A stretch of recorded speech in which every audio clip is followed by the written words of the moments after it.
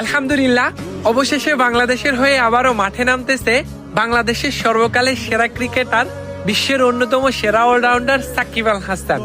দীর্ঘ প্রতীক্ষার পর, দীর্ঘ আকাঙ্ক্ষার পর অবশেষে লাল সবুজের জার্সিটা আবারও গায়ে উঠবে বস সাকিব আল হাসানের।